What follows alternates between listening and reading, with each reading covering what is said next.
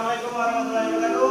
Waalaikumsalam warahmatullahi wabarakatuh. Terima kasih kepada guru yang sudah hadir dalam pemaparan RTL kami dari pelajaran Penjas. Baik, sebelumnya perkenalkan nama saya Danang Hidayah, program studi Penjas, mengajar di SMA 1 Indralaya Utara. Baik, ibu-ibu, bapak-bapak, saya yang akan bahas RTL saya adalah ice breaking. Ada yang tahu ice breaking? Untuk Ibu Sakinah, Ibu Rima, kira-kira sebagai guru sosiologi dan guru matematika, apakah sudah tahu ice breaking itu apa? Salah satu cara mencairkan suasana. Oh, good. Rima? Ice breaking itu merupakan jembatan yang membuat siswa lebih terkonsentrasi belajar. Oh, sangat bagus. Terima kasih jawabannya. Oke, kita akan bahas ke apa itu ice breaking. Apa itu ice breaking? Ice breaking adalah suatu pemecahan masalah dalam suatu kelas biar akan suasana kelas menjadi nyaman, ya. Jadi seperti yang dikatakan Ibu Rima dan Ibu Sakinah sangat benar. Kita kasih aplaus untuk Ibu Sakinah dan Ibu Rima. Oke. Ini ice breaking dalam dunia pendidikan. Ice breaking ialah memecah situasi kebekuan berpikir peserta didik yang diartikan sebagai membangun suasana belajar yang menyenangkan, penuh semangat dan antusiasme menurut Sunarto tahun 2009. Jadi di sini dapat diartikan sebagai ice breaking itu sebagai misal kelas kita berikut atau gaduh, kita akan menjadi tenang dalam hal itu. Bagaimana caranya? Menciptakan suatu kelas yang menyenangkan dan penuh semangat dan antusiasme. Baik, lanjut. Tujuannya apa? Ya tujuan seperti yang dijelaskan yang di awal. Tujuan ice breaking dalam dunia pendidikan menciptakan kondisi yang setara, dinamis dan menyenangkan bagi sesama siswa dalam kegiatan pembelajaran kelas atau tugas tertentu. Misalnya, kita dalam kondisi bosan dalam kelas, bisa diciptakan dalam ice breaking ini, menghilangkan sekat-sekat antara siswa yang satu dengan yang lain. Nah, makanya harus ada kelompok nanti yang satu dengan lain agar tidak ada lagi anggapan tentang orang yang begitu cerdas. Jadi ketika sudah melakukan ice breaking, siswa itu tidak kelihatan mana yang pintar, mana yang kurang pintar dan lain-lain. Orang kaya, orang cantik dan lain-lain, semuanya bisa ikut serta dalam penerapan ice breaking ini.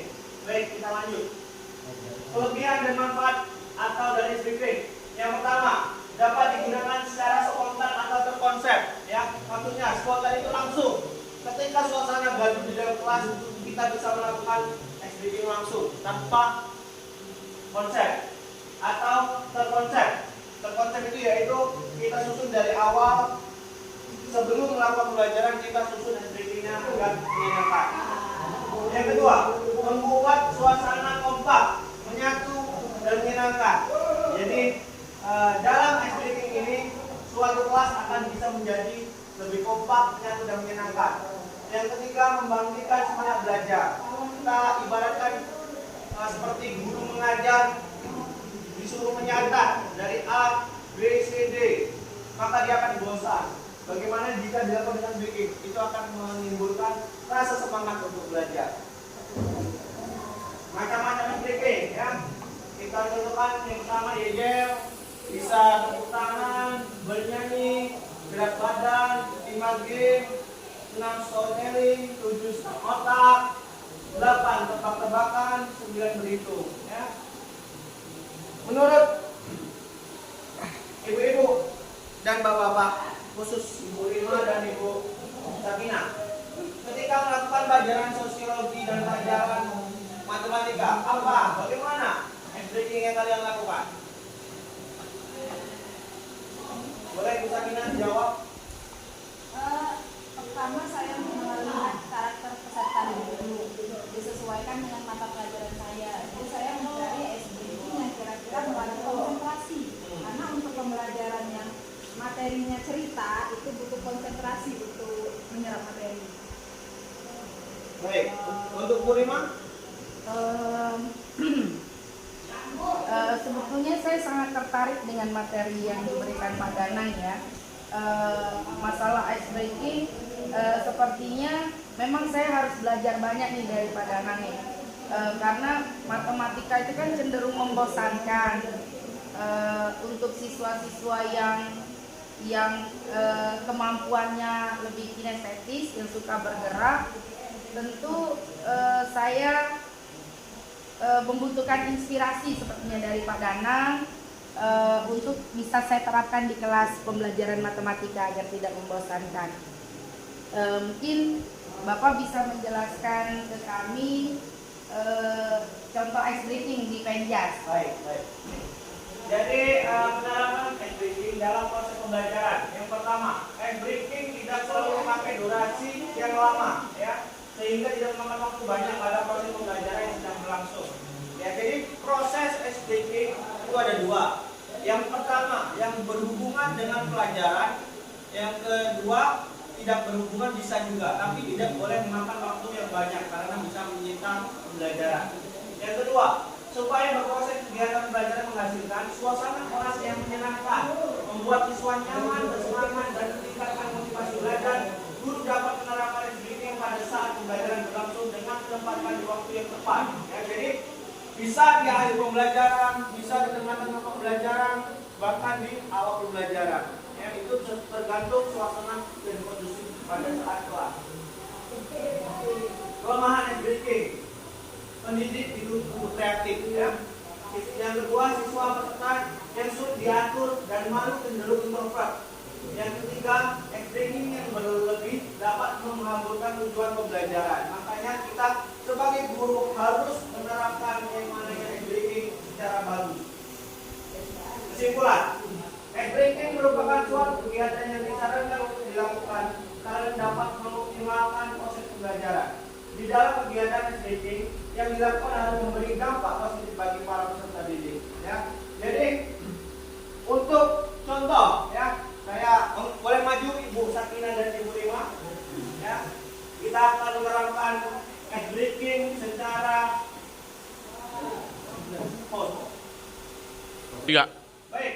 Jadi sudah saya jelaskan yang pertama yaitu tadi tentang ice breaking sesuai pembelajaran. Ya, jadi ice breakingnya tidak jauh dari pembelajaran Penjas. Ya, kita contohkan.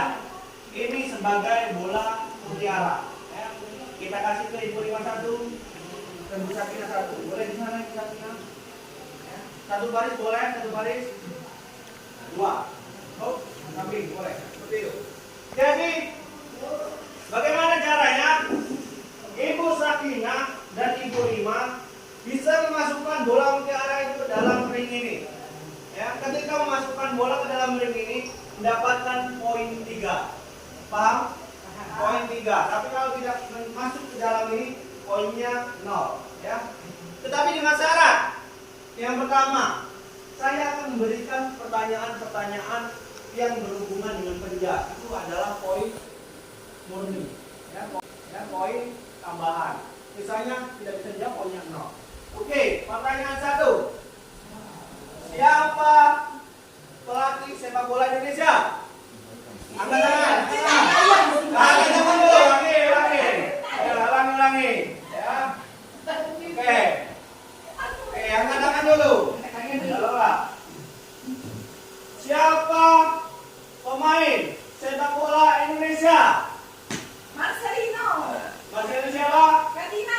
Oke, tepuk tangan. Poinnya Sakina 3. Sekarang punya pertanyaannya. Oh, terima kenapa? Oh, oke, lanjut ke soal kedua. Ya, jadi poinnya 3-0. Ya, soal yang kedua. Pada permainan sepak bola memiliki 2 babak. Satu babaknya terdiri dari 45. Oke, tepuk tangan. Poinnya 3. Masukkan. Oke, poinnya dari 6.